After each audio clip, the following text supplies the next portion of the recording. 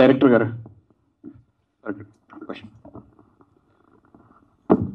అండి, ట్రైలర్ చాలా బాగుంది. Thank you. నేను కూడా కాకినాడ పరిసర ప్రాంతం నుంచే, చిన్నప్పుడంతా మా స్కూలు కాలేజ్ అంతా రేవు దగ్గరలే జరుగుతుంటాయి. చూసేవాళ్ళం, అక్కడే ఉండేవాళ్ళం. వాళ్ళ కష్టాలు కూడా తెలుసు. సో మీకు ఈ కథకి ఇన్స్పిరేషన్ ఏంటి? ఈ కథలో మీకు ఈ కథ రాయడానికి లేదా మీకు ఏమైనా లైఫ్లో జరిగినాయా ఇన్సిడెంట్ లేని రియల్ ఇన్సిడెంట్స్ ఉన్నాయా ఇందులో? మీరు ఎలా కాకినాడలో పెరిగారో నేను కూడా మా రేపల్లిలో ఉన్న రేవు దగ్గర అలాగే పెరిగాను. నాకు ఆ ఇన్స్పిరేషన్ ఆ ప్లేసేనండి. ఆ ప్లేస్, అక్కడున్న కల్చరు, అక్కడున్న క్యారెక్టర్స్, నేను చూసిన రియల్ లైఫ్లో నేను చూసిన కొన్ని క్యారెక్టర్స్, కొన్ని ఇన్సిడెంట్స్, అక్కడ నాకు ఫోర్ ఫాదర్స్ వాళ్ళు చెప్పిన కొన్ని స్టోరీస్, వాటన్నిటి నుంచి బేస్ చేసుకుని ఒక ఫిక్షనల్ స్టోరీగానే డిజైన్ చేసుకున్నాను.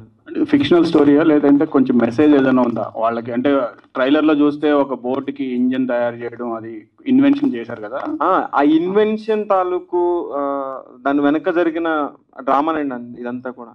మీకు ఇప్పుడు ఆ లోగోలో చూస్తే అర్థమవుతుంది సినిమా కంటెంట్ ఏంటనేది. ఒక పెద్ద చేప చిన్న చేపని తింటూ ఉంటుంది. సో ప్రతి చోట ఇన్వెన్షన్ జరిగిన ప్రతిసారి కూడా వాళ్ళు ఎప్పుడు కూడా ఈజీగా యాక్సెప్ట్ చేయలేదు. అది ఎంత చిన్న ఇన్వెన్షన్ అయినా కూడా దాని వెనకాల చాలా పెద్ద యుద్ధమే జరుగుతుంది ప్రతిసారి. సో ఈ సినిమా థీమ్ కూడా అంతేనండి. Okay, all the best. Prabhu garu. So ప్రభు గారు, మీరు సినిమా డైరెక్షన్ కూడా చేశారు, 2 సినిమాలు చేశారు. డైరెక్టర్ అయిన తర్వాత కూడా ఇప్పుడు ఈ సినిమాకి ప్రొడక్షన్ సూపర్వైజర్గా వర్క్ చేయడానికి మీకు అనిపించిన పాయింట్ ఏంటి? అంటే మీకు ట్రిగ్గర్ అయిన పాయింట్ ఏంటి? ట్రిగ్గర్ అయిన పాయింట్, ఈ సినిమా చూసాను నేను. ఫస్ట్ ఒక 5 minutes ట్రైలర్ చూశాను, ఒక షో రీల్ లాంటిది చూశాను. చూసినప్పుడు బాగుంది, ఇంట్రెస్టింగ్గా ఉంది అని అనిపించింది. అయితే అది ఆల్రెడీ అండర్ ప్రొడక్షన్లో ఒక సెమీ ఫినిష్డ్ ఫిలింగా ఉన్నటువంటి దశలో చూడటం జరిగింది. Let the film come finished and come అని అనిపించిన తర్వాత అప్పుడు వాళ్ళు ఫినిష్ చేసుకుని వచ్చిన తర్వాత చూడటం, ఇక దశల వారీగా ఇట్ హ్యాపెండ్.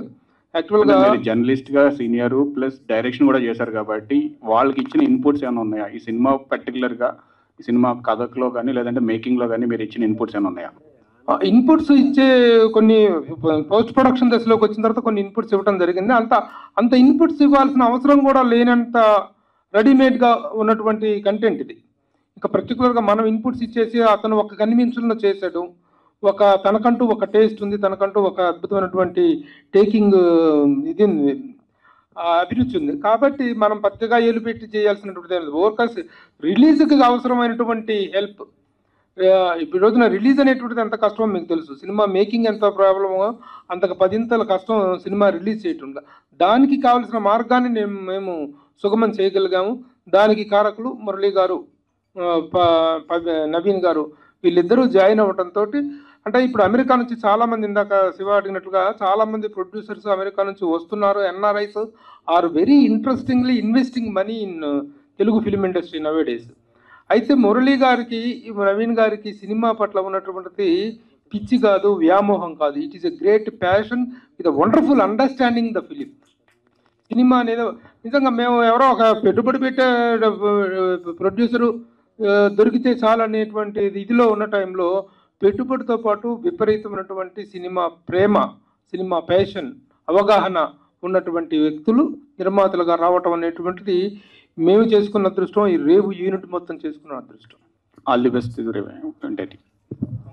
ప్రభు గారు, దీంట్లో సార్ ఇచ్చిన ఒక ద బెస్ట్ ఇన్పుట్ ఉంది సార్. అది రేవు అనే టైటిల్ ని వెయిట్ పెంచారు, కింద the land of blood sheds అని టైటిల్ పెట్టి.